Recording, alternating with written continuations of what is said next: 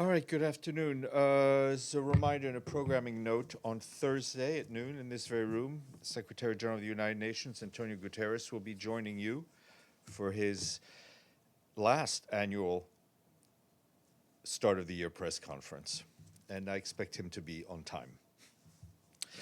That's on Thursday. In fact, just now, the Secretary General is still attending the annual Holocaust Memorial event in remembrance of victims of the Holocaust. In remarks delivered, he said he grieved for the Jews, the Roma, the Sinti, the people with disabilities, LGBTQ people, and so many more who were enslaved, prosecuted, tortured, and killed. He said that the Holocaust is not only history, it is a warning that hatred, once unleashed, can consume everything. Today, Mr. Guterres said that warning feels much more urgent than ever. Anti-Semitism around the world is raging.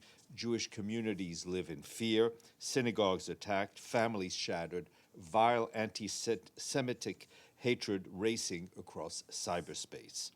He recalled that the Holocaust did not begin with killing, it began with words. Its architects telegraphed their evil intentions. The Secretary General said that they deliberately spread hateful, supremacist ideology that preyed on fear and economic despair. He urged all to act against such hatred, saying that when those in power fail to act, evil goes unpunished. When the past is distorted, denied, and weaponized, hatred and prejudice fester. The Secretary General said it is our duty to keep alive the spirit of acting in common purpose through multilateralism to ensure that the forces of humanity always triumph and over the forces of inhumanity. On a related note, I want to flag a UNESCO study that was published today, which collected data from more than 2,000 educators across the European Union, seeking to examine their knowledge and understanding of what anti-Semitism refers to, and explores their preparedness to address anti-Semitism when they encounter it. Worryingly, just over 3/4 of teachers, that's more than 77%, had encountered at least one incident of anti-Semitism between students at least once or twice, and 1/4 of the teachers had witnessed 9 or more of these incidents. Overall, on average, teachers had encountered 5 or 6 anti-Semitic incidents between students at their school. The report adds that the most prevalent challenges the teachers encountered were students demonstrating anti-Semitic attitudes, tropes, and conspiracy theories read on the internet or in the media, and that being exposed to this sort of content in the family environment. The full report is online. Turning to the situation in Syria, we and our humanitarian partners are continuing to support the response in the northeast of the country following recent clashes. Today, an interagency humanitarian convoy from Damascus reached the city of Qamishli in Hasakeh Governorate. It delivered food, warm clothes, and blankets, among other supplies. More convoys are planned in the coming days. We're also continuing to distribute food, distribute bread and cash across collective centers and various displacement sites. According to our partners, more than 170,000 people have now been displaced since January 6th across the governorates of Aleppo, Hasakeh, and Raqqa. Several displacement sites continue to be overcrowded. In Hasakeh Governorate, the situation remains volatile. Our health partners are also providing mobile health services, including vaccination and mental health. Our partners working on nutrition have also reached more than 1,500 children and hundreds of pregnant and lactating women in Hasakeh Governorate with malnutrition screening and nutrition support. Meanwhile, OCHA reports that a major winter storm struck several governorates across the country last week, including areas still reeling from a snowstorm on December 31st. More than 1,700 tents in displacement sites have been damaged across Aleppo and Idlib Governorate. The challenges remain unrelenting. Along the coast, major mountain routes remain closed, cutting off communities in the cities of Latakia and Tartus.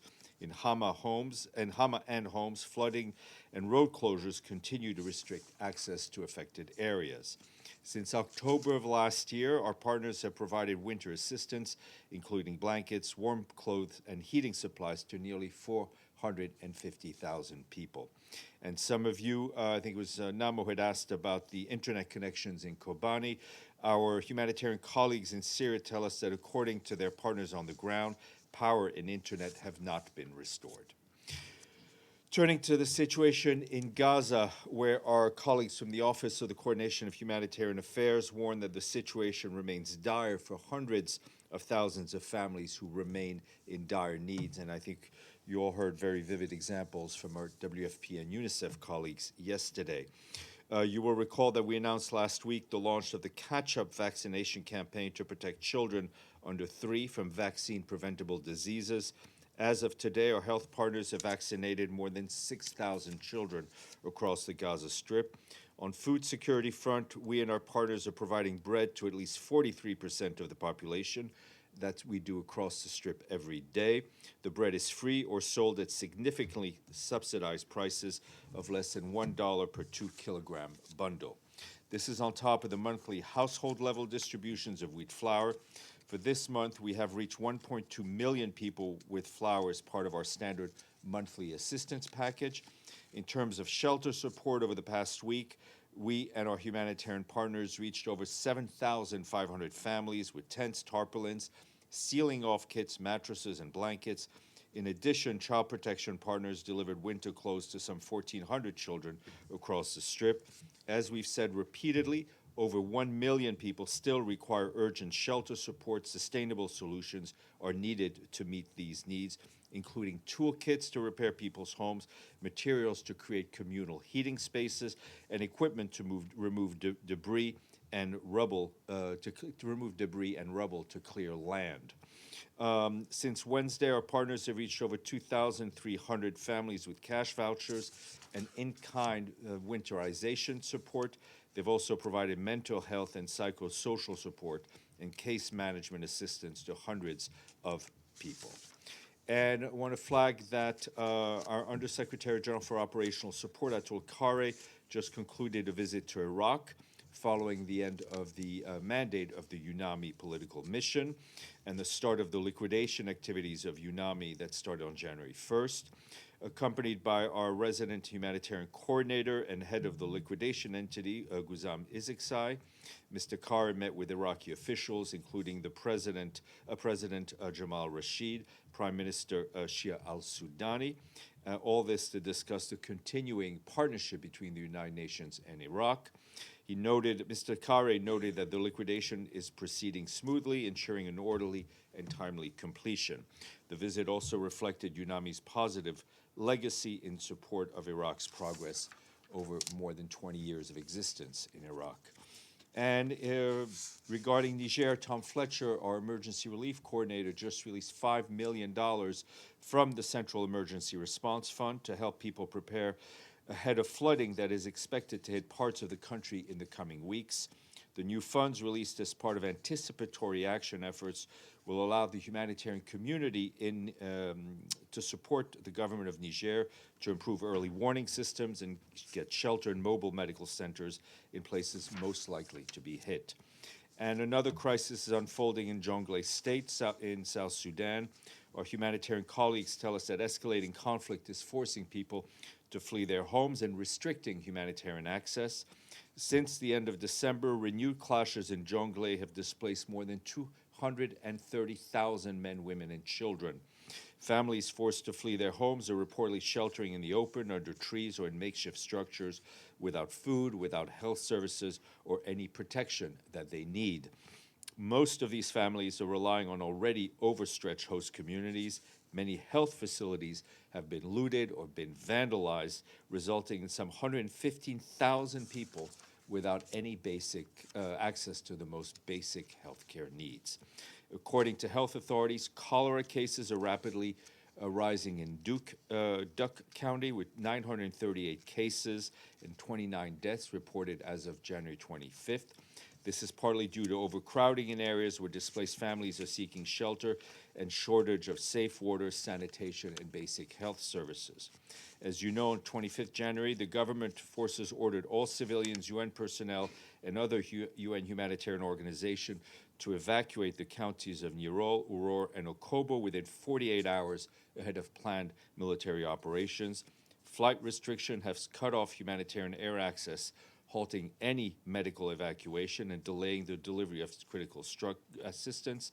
Some humanitarians have already relocated their staff. We and our partners will scale up assistance in safer areas, while authorities have reiterated their commitment to address bureaucratic impediments. We call on all parties to facilitate unhindered access to all those who need help. And from the Democratic Republic of the Congo, our peacekeeping colleagues in that country tell us that the mission, MONUSCO, is implementing the final phase of Operation Secure Harvest, that they're doing that in Ituri province, to help communities safely access their fields during the harvest season. Peacekeepers do this through enhanced presence and patrols, through their engagement with local communities and authorities. They're also supporting early warning and rapid response mechanisms to deter armed groups' activity and support freedom of movement along key routes. Since the operation was launched at the end of October, the peacekeeping mission has deployed 204 patrols. They've protected close to 18,000 people and secured harvest and transport for over 17,000 metric tons of food, such as cassava, corn, potatoes, bananas, pineapples, and more.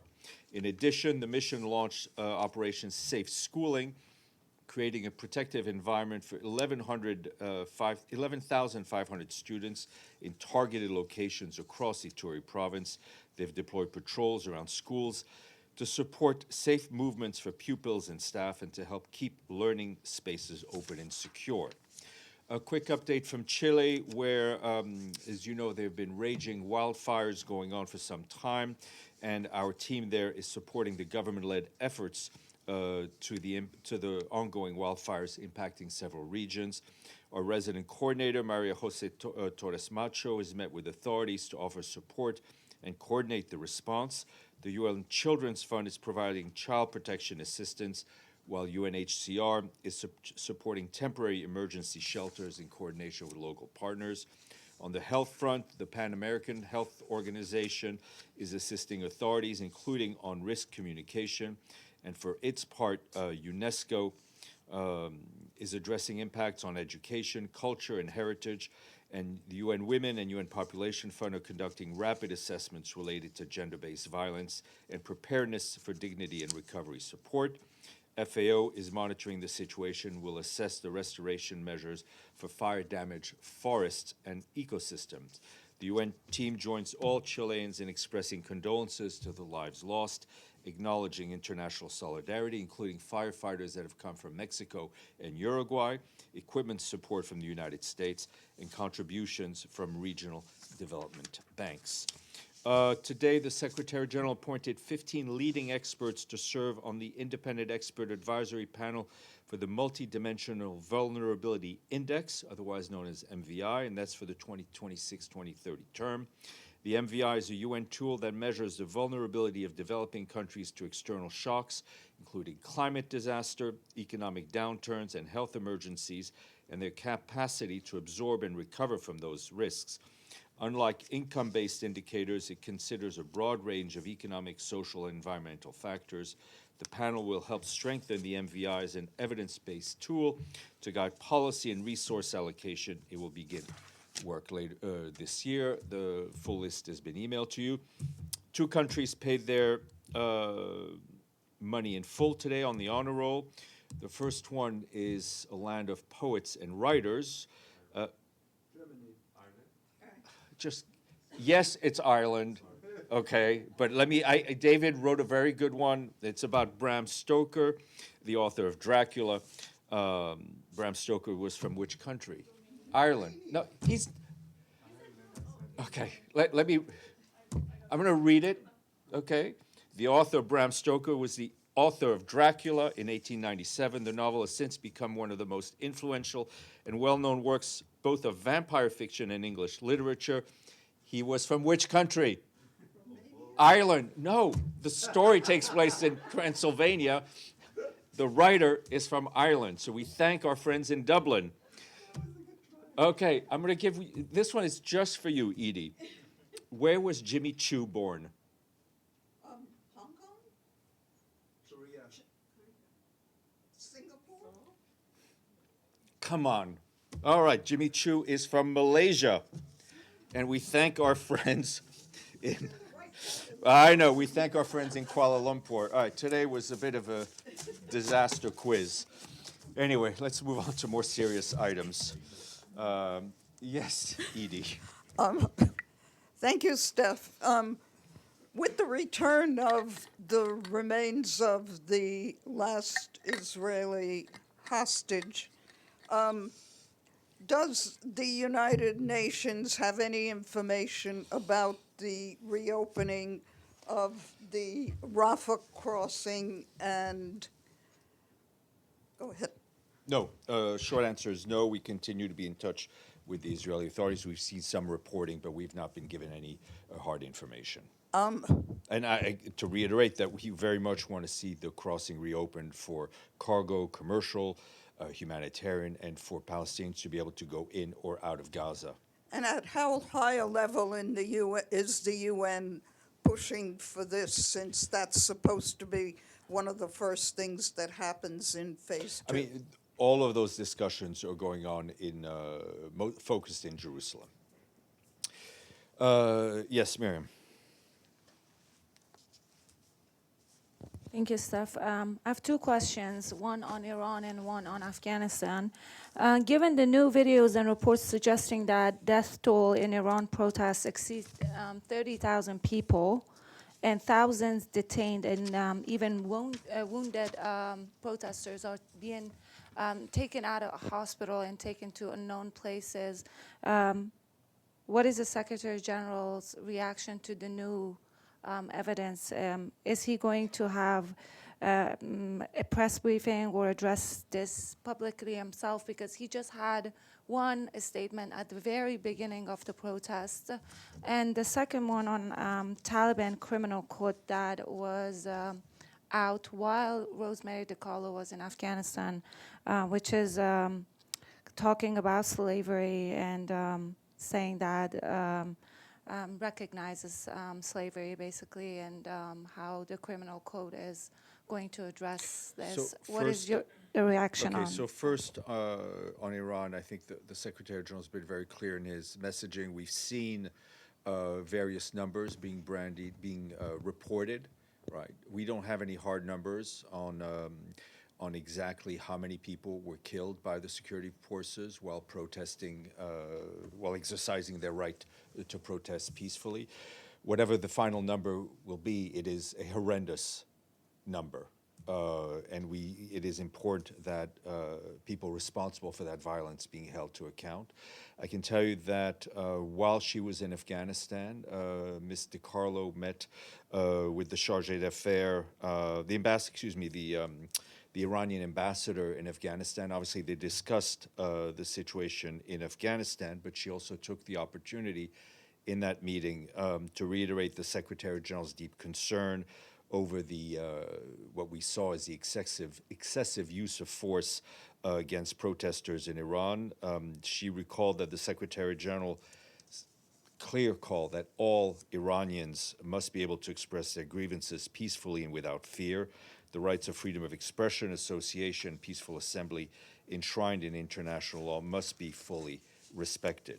As part of the on your second question on Afghanistan, I think, you know, whether it's the political mission, whether it's our human rights colleagues, we have been very clear in seeing the plethora of edicts and laws that have been put in place by the Taliban that violate the human rights of people in Afghanistan, especially its women and girls. And I think that was the message of Ms. DiCarlo, is to encourage and push the Taliban authorities to revoke these laws and these treaties, and to ensure that all Afghans, and obviously including the women and girls, have a right, have the same rights and basic dignity that all of us are entitled to, and that they need to take urgent measures to comply with international human rights law by rescinding all discriminatory laws and edicts and so on. Gabriel. Thanks, Steph. There are roughly about 20,000 Palestinians in Gaza that are in need of urgently being evacuated to seek medical attention elsewhere. Is the UN prepared to assist with that when Israel allows it? And what role would you foresee the UN Yes, I playing? mean, and WHO has already played a critical role, and whenever there's an opportunity for them to evacuate people that are under, that they know about, that they can facilitate, they will do that. We've seen a number of bilateral agreements where certain countries in the region, notably, have taken in people who need medical care. I think we've shown that every time we're given more space in which to operate, we do so. On a separate note, Rafael Grossi is the only candidate that's formally been nominated to run for SG, the next SG. Does the Secretary General have a position on if he should step down as the Director General of IAEA, or does he not have a No, position the on that? Secretary General will not, the current Secretary General will not be commenting on the race to succeed him. Minlu. Thank you, Stéphane. So the United States today officially is pulled out from the Paris Agreement on climate change, which was adopted by the United Nations Framework Convention on Climate Change. Does the SG have any comment on its decision and its implications? Well, I mean, I think it is, in fact, today. You're right. I think the Secretary General commented at the time. For us, the fight against climate change continues. The fight for a just transition continues. The fight to get more resources for climate mitigation and adaptation, especially for those most vulnerable countries, continues. And our efforts will not waver in that part. Ephraim. Oh, sorry. Yes, go ahead. Yeah, Volodymyr, please go ahead. Thank you. I've got a couple of questions, if you don't mind. Today, Russia attacked Odessa with numerous casualties, and a passenger train in the Kharkiv region with drones. Is there any reaction from the Secretary? I think as we have, we will continue to speak out and condemn all and any attacks against civilians and civilian infrastructure. A general question. We see that helpless on the battlefield, Putin is trying to destroy Ukraine's population through sadistic methods. Russia is deliberately targeting energy infrastructure in order to freeze people.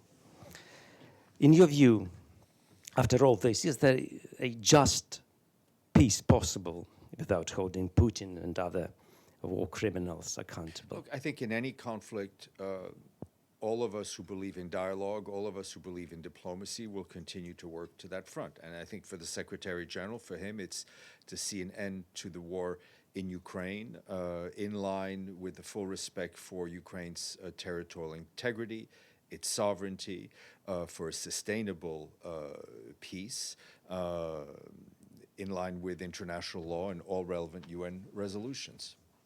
Yes, Ahmed. Thank you, Steph. Also, another question on Iran, if you don't mind. What are the Secretary General's reactions to the arrival of the USS Abraham Lincoln aircraft carrier in the Middle East near Iran's border? And more specifically, does he view the latest development as a form of intimidation or even warmongering? Look, I think the Secretary General is very concerned indeed about the reported military buildup in the Persian Gulf region. Again, the Secretary General calls for maximum restraints and encourages all actors to refrain from any actions that will further increase tension or ignite conflict in the escalation in the wider region. He remains convinced that all concerns regarding Iran are best addressed through dialogue, through diplomacy and negotiations. And in this regard, he welcomes all efforts aimed at regional de-escalation and calls on all actors to take concrete steps to diffuse tensions and strengthen regional confidence building. Namo, and then Thank you, Stéphane.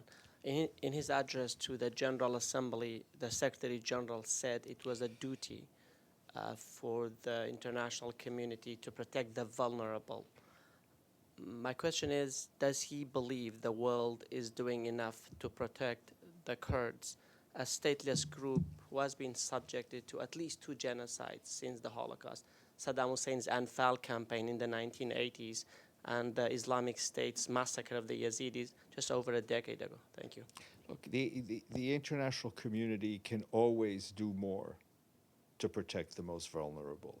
We can always do more, but I can tell you from his point of view, from the Secretariat's point of view, we are doing as much as we can, and we see it in Syria, where we're trying to reach all those who need help, with desperately needed help. Benno.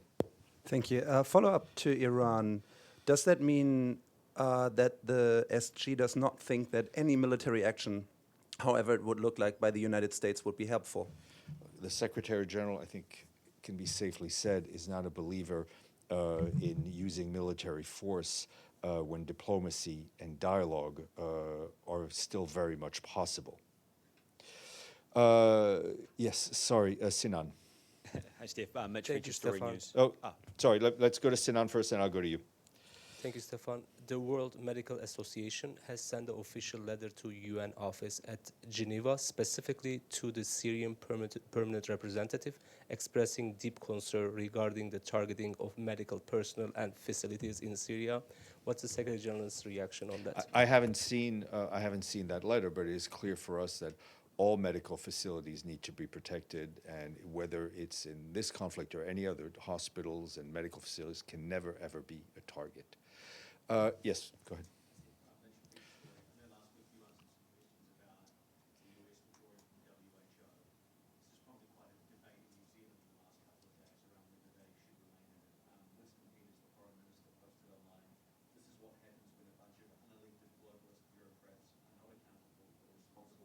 Wide taxpayers' money. Is the Secretary General concerned about comments like that from the New Zealand Foreign Minister, or worried that other countries may pull out of the WHO? Whether it's the World Health Organization, a specialized agency with its own governing assembly, whether it's the UN and the General Assembly, these are organizations created by member states, right? Member states need to support the organizations they created, push for reform, push for change. But if there is one, I mean, there are many agencies that deal with problems that will never respect borders. The World Health Organization is one clear example of that, right? And we see the amazing work that WHO does, and often in conjunctions with UNICEF, vaccinating children in the middle of war zones, right? If the WHO is not there to do it, who is going to do it? Alex, and then we'll go to Sherwin. Thanks, Steph. Doomsday clock is 85 seconds now. Do you have any comments? I think, listen, in all seriousness, it is incumbent of all member states, especially those nuclear powers, to move, to return to a path of nuclear disarmament, of lowering tension, so we can bring that doomsday clock back to at least 86. Sherwin. Steph, good afternoon. A return to a question about the next Secretary General. Given your close proximity to a number of Secretaries General over the years, Kofi Annan, Ban Ki-moon, and now Antonio Guterres, I wonder You what forgot to advice, mention Trygve Lie. I mean, if you want to go all the way back there, what advice would you give those that are considering, given the rush we're seeing, right, for in terms of applications, what advice would you give to those considering to put their hat into the ring for the next Secretary General, given the moment we find ourselves in today? Maybe it kind of speaks to why you're seeing people think very carefully about putting their hat in the ring. I think my longevity is tied to speaking only about the current Secretary General that I serve. Yes, ma'am. It's related to the same topic. Perfect. You could try again. Okay. For Rafael Grossi, he's the only candidate, right? What achievement did he achieve during his career to submit his candidacy? Another reason for my longevity is I only speak for the Secretary General. Any questions regarding Mr. Grossi should be addressed to his office. No, I'm not debating you, but I do not speak for Rafael Grossi. I especially do not speak for people who are candidates for being the next Secretary General. So for that, you should address that question to his office. Thank you. Edie, and then we'll go back, Volodymyr. Okay, you Just changed your a mind. quick follow-up on Afghanistan. Who's the highest level member of the Taliban that Undersecretary General DiCarlo met with? You know, I said it in my briefing yesterday, so both you and I have forgotten, but we can check. All right, any questions online? Yes, Stéphane. Yes, go ahead. This is Abu Sufyan from Channel 71, Ekattu TV. Yep. Last time, UN Secretary General visited the most largest Rohingya camp in Cox's Bazar. Now another Ramadan is coming, and he said during his visit that the United Nations will do every possible thing to return Rohingya people to their home. But we didn't see any improvement on that regard. Do you have any comment on that? Well, the Secretary General, as you know, the current Secretary General served 10 years as High Commissioner for Refugees. The issues of refugees is one that is very close to his heart and to his head. No Secretary General has the power to return refugees to their homes. We will continue to work to help create the conditions in Myanmar for safe and voluntary return. And I think the Secretary General Special Envoy, Julie Bishop, working very closely with ASEAN and others, trying to create a political environment in Myanmar that will lead to that. We are clearly not there, but it is not from lack of trying from the United Nations. All right. Another question I have. Yes, please. Bangladesh election is very close. On 12 February, Bangladesh National Parliament election will be held. Does UN Secretary General have any message for this election? Oh, well, I mean, the message Secretary General has for any election is that they should be free and fair, and people should be able to campaign as freely as and that results should be transparent and respected. On that note, enjoy the day.